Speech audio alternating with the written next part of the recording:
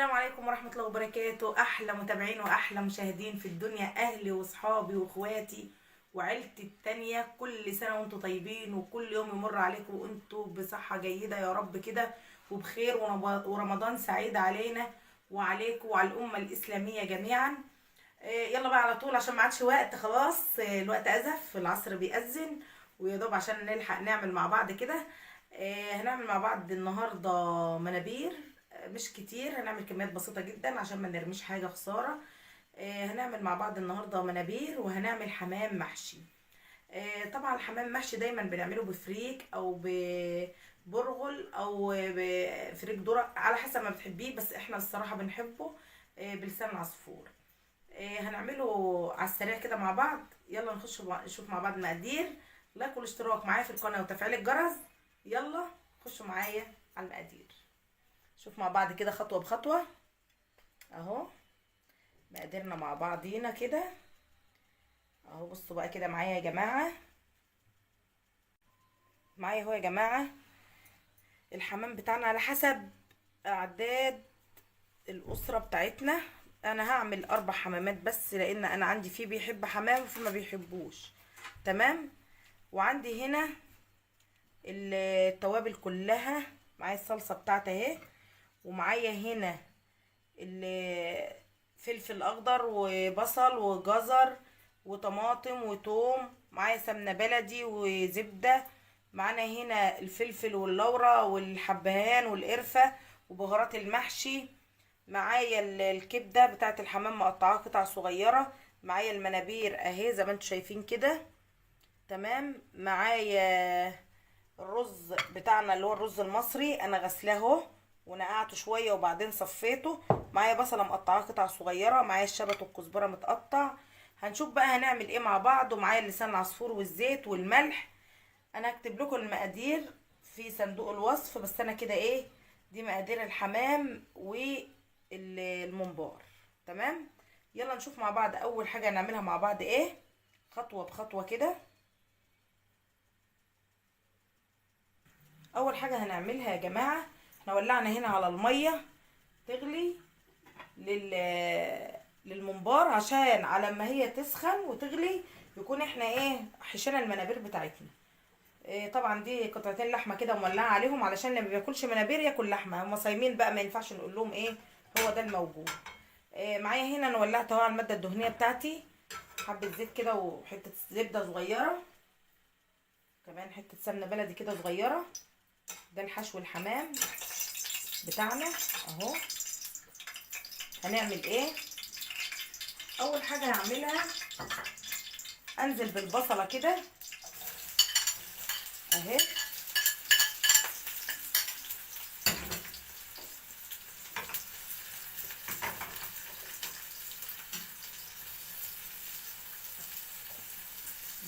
دي للحمام الاول. نجهز كله جنب بعضه كده.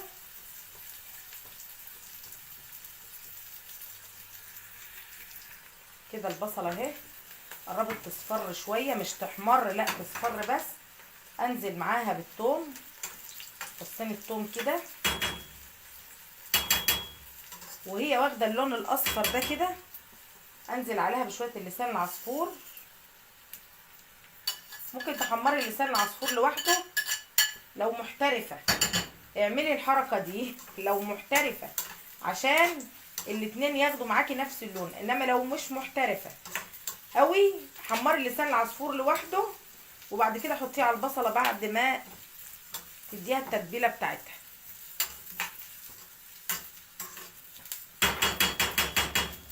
اهو كله هياخد اللون مع بعضه كده اهو يا جماعه، شايفين اخدوا مع بعض اللون الذهبي هما الاتنين. انزل عليهم بقى بالكبده بتاعتي اهي بالشكل ده كده.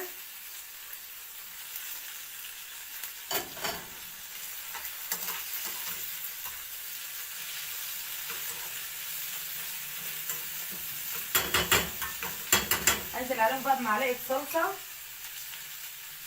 معلقه صلصه بالشكل ده كده.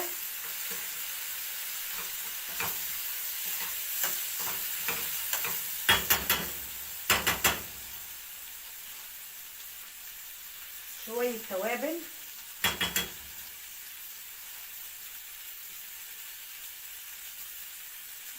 ربع معلقه فلفل اسود وقرفه اهو،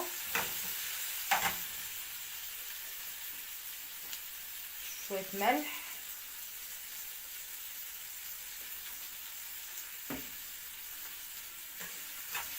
الله على الريحه، الله على الريحه، بسم الله ما شاء الله. حاجه كده شايفين، حاجه كده ايه جميله جدا جدا، وريحه ما اقولكوش. عايزه تعمليه بفريك، احنا عاملينه قبل كده بفريك مع بعض، ممكن تخشي على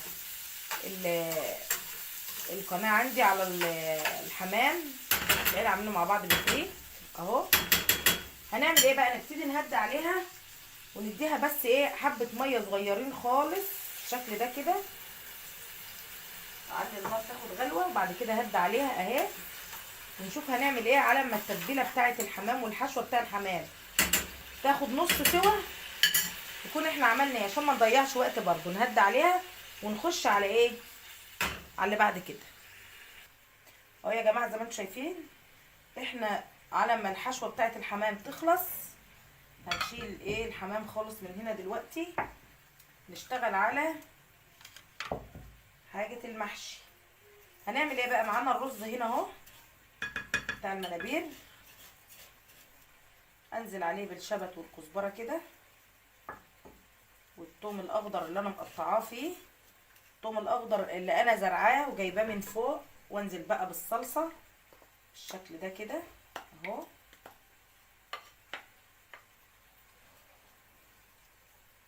اقلب كله مع بعضه كده كويس جدا.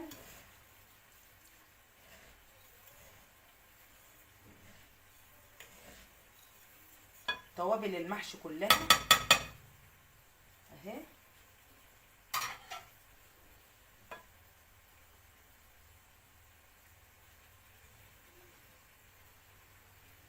مش كل الشبت والكزبره هناخده، ناخد شويه صغيرين، نسيب شويه اهو عشان نبتدي نعمل المنابير. احنا مولعين على الميه بتاعه المنابير بتاعتنا بتغلي، ايدنا هنا وهنا، نشتغل هنا وهنا عشان ايه ننجز وقت. الشبت يا جماعه اللي انا زرعاه ده ريحته هو والكزبره والثوم الاخضر ريحتهم حلوه قوي قوي بصراحه اهو. شويه بقى فلفل اسود كده، شويه سنه قرفه يدوا ريحه كده برضو معايا، شويه ملح،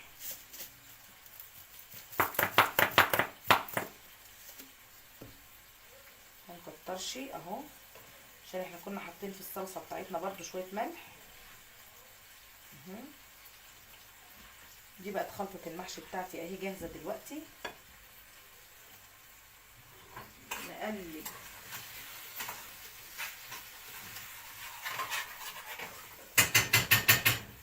واحنا شغالين كده اصلا اهو. بتاعه الحمام اهي، الحشوه بتاعه الحمام اهي، انا عايزاها كده واخده نص سوا بس اهي كده زي الفل. انا طفيت عليها واسيبها اهو كده. انا خلاص خلصت حشوه الحمام، نخلص من حاجه حاجه. حشوه الممبار نشوف بقى الحمام بتاعنا هنعمل فيه ايه اهو. هنجيب صينيه اهي علشان اللي هنجهزه نحطه فيها على طول. الصينيه بتاعتنا حاطه فيها سلوفان كده، نحط فيها ايه البصل كده في الارضيه عشان نحشي ونحط فيها على طول بالشكل ده كده اهو يا جماعه اهو.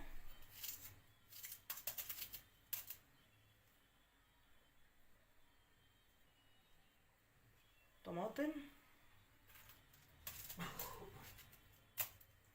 جزر بالشكل ده كده اهو، كله كده بالشكل ده.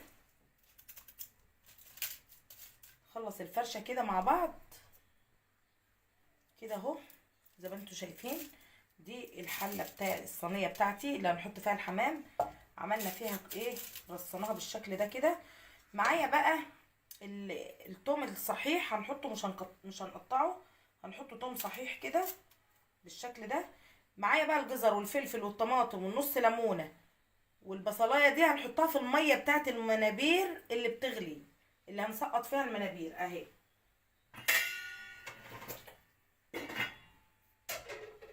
ونحط معاها الفلفل والحبهان واللورة بالشكل ده كده، فلفل وحبهان ولورة اهو.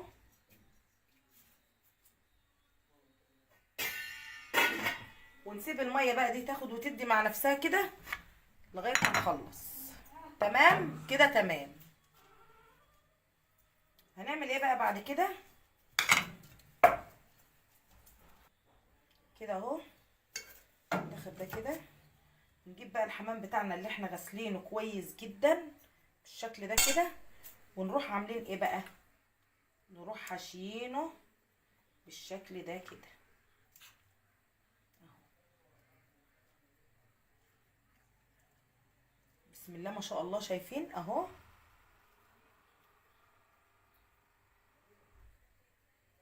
واللي بعده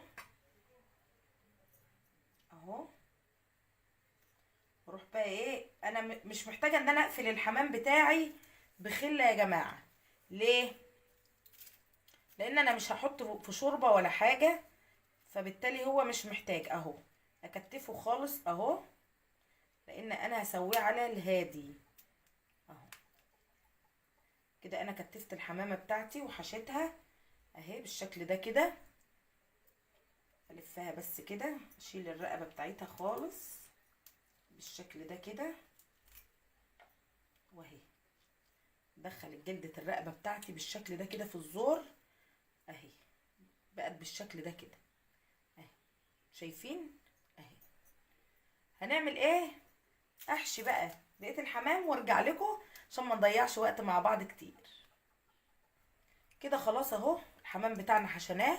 هنعمل ايه بقى؟ زي ما انتم شايفين كده يا حبايب قلبي، هنولع عليه، نحطه على النار على الهادي يستوى بقى براحته خالص. كل اللي هنعمله هنحط له ورق اللورة والفلفل الاسود والحبهان اهو بالشكل ده كده. ده كل اللي احنا هنعمله للحمام بتاعنا. شويه الملح ونولع عليه على الهادي اهو، ونشوف هنعمل ايه في الممبار بتاعنا. يلا بقى يا جماعه هنحشي بقى المنابير بتاعتنا كده، هي جاهزه وزي الفل اهي. ناخد بقى شويه كده من الخليط قدامي بالشكل ده كده كده اهو، ونبتدي بقى ايه نحشي المنابير بتاعتنا بالشكل ده كده اهو.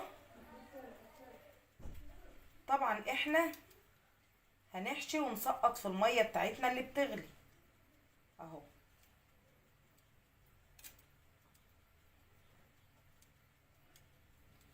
احنا مقطعين المنابير، ممكن تسيبيها على بعضها وتربطيها بفتل، بس انا ايه حابه اعملها كل صابع لوحده كده بالشكل ده.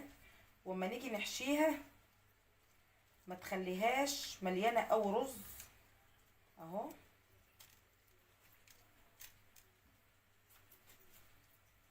نبتدي نفردها كده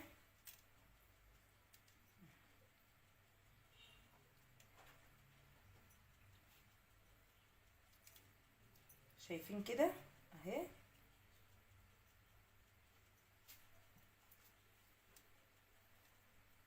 منابير بقى ما تنفعش تتعمل بالمعلقه، دي حشوه بالايد اهو، ولا جوانتي ولا مش جوانتي،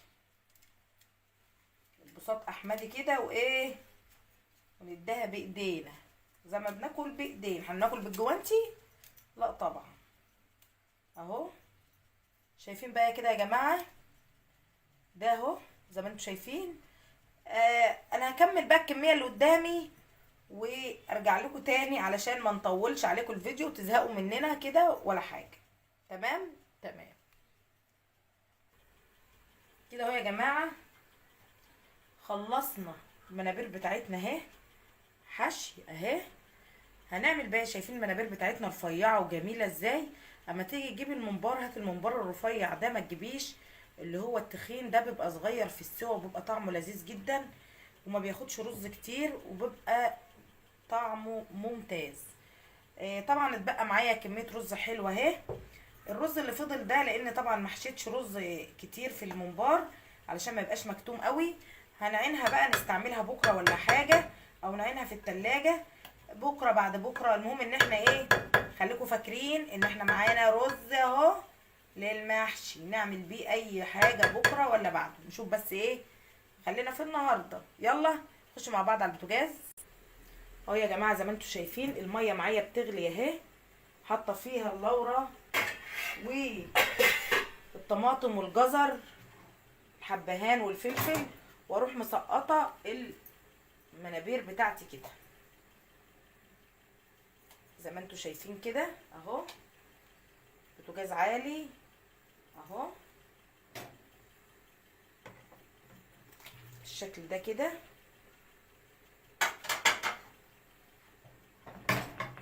اهو. اسيبها بقى لغايه ما تستوي، ما احطلهاش ملح دلوقتي، الملح ده اخر حاجه خالص اهو. بص على الحمام بتاعنا ما شاء الله. الحمام كمان ايه بياخد ايه، مش هيغيب في السوا يعني، بس هو ابتدى يغلي اهو، ونزل ميته كده. نسيبهم بقى هما الاتنين يستووا، وبعد ما يستووا ارجع لكم تاني. كده اهو يا جماعه، خلاص فينش، خلصنا المنابير بتاعتنا اهي. بسم الله ما شاء الله. والحمام اهو المحشي اهو. ما ننساش اللايك والاشتراك معايا في القناه وتفعيل الجرس. كومنتاتكم رايكم يهمني. كل سنه وانتم طيبين. اشوفكم في فيديو جديد، والسلام عليكم ورحمه الله وبركاته.